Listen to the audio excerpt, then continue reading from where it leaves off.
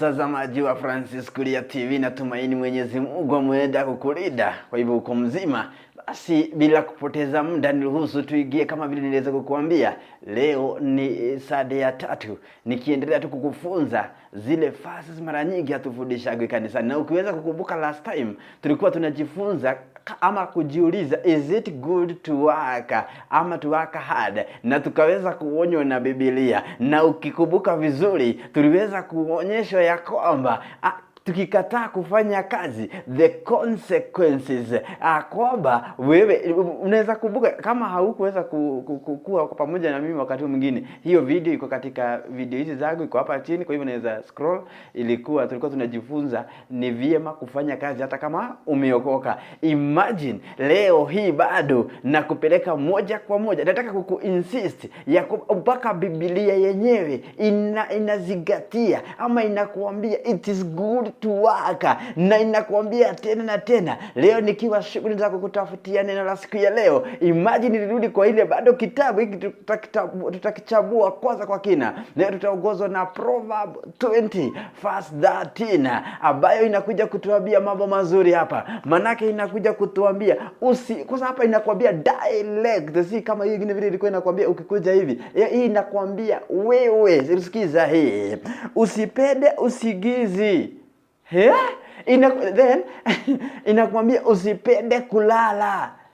Wewe unapendaga kulala sana. Wewe unapendaga kausigizikana ka asubuhi. Wewe unapendaga hebu sikiliza, inakwambia ukilala utafanya nini? Usije ukawa, inakwambia wazi wazi, usije ukawa maskini. Kwa hivyo kama unataka kutajirika, mimi nilikwambia siku nyingine, mimi yote unaambiago sikataani nayo, lakini kuna mambo lazima ifanyike.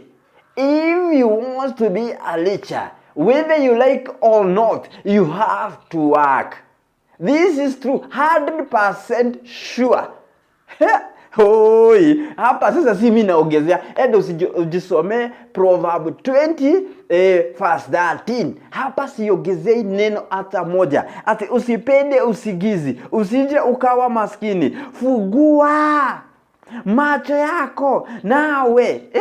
Yani ni ile kale kako kautamka usigizi asubuhi, wachana nako. We kubali kwenda kutafuta kazi. Fanya kazi ukipata. Na wewe nakwambia, baada ya kufanya kazi malipo yake iko, furaha yake iko. Manake Biblia inatuambia ya kwamba baada ya kufungua macho yako nawe utashiba chakula. Yani inajaribu kutuambia ya kwamba baada ya kufanya kazi, baada ya kutafuta kazi, baada ya chakula kingi.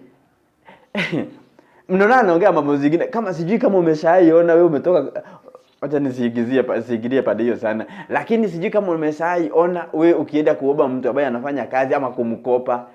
Duno kama sisi tunafanyaga biashara, tunaamkaga saa ngapi na tunalalaga saa ngapi, then unakuja tu wewe. Hebu sikia vile Biblia inakuambia. Mimi hata usikuja kunikopa, mimi ninakwambia enda usome Bible, enda ufanye kazi, ukuje nilipe pesa. Aya, then wacha nikusomee na Kiingereza ile maybe utaelewa zaidi. Do not love sleep.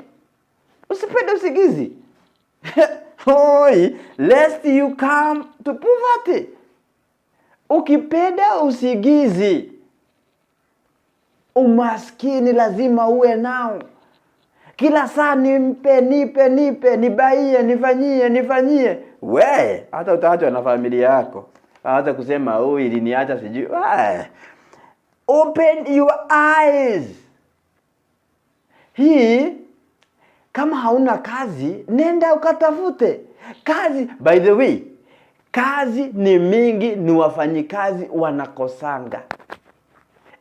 Niliwaambia siku nyingine, lucky because the person you are talking, ule anawaongelesha siku ya leo, ni mtu anajua kutoka kule, ambaye hajawahi tafutiwa kazi, ambaye ni kupush. Na by the way, do you know, unaweza enda kuomba kazi siku nyingi mahali mpaka mtu anasema wacha nimpatie mfano moja. Kuna mama alikuwa anakuja kutuuzia madazi kwa duka yetu.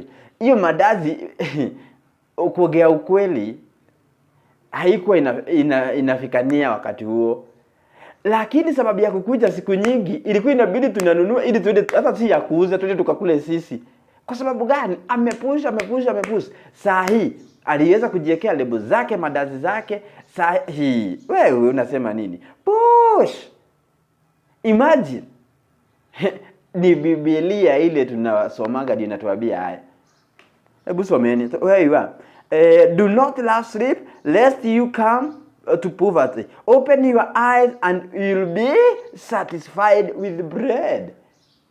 Hallelujah. Yani ukifanya kazi kwa bidii, when you'll be hard working, can you imagine hautawahi kosa mkate?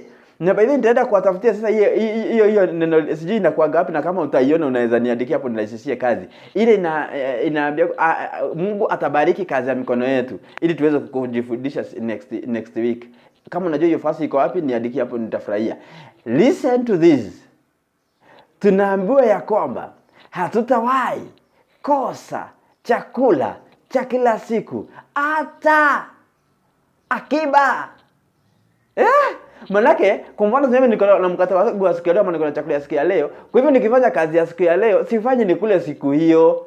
And the more you work, the more wacha kufanya kazi leo tunasema kesho utafanya umalizie zile ulifanya. Wewe aliye na macho habibi tazama, aliye na akili ajifikirie mwenyewe, aliye na masikio habibi sikia.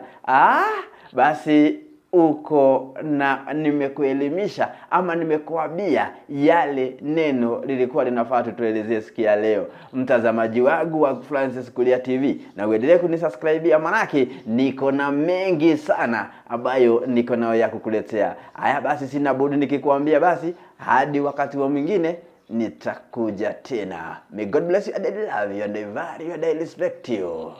Thank you.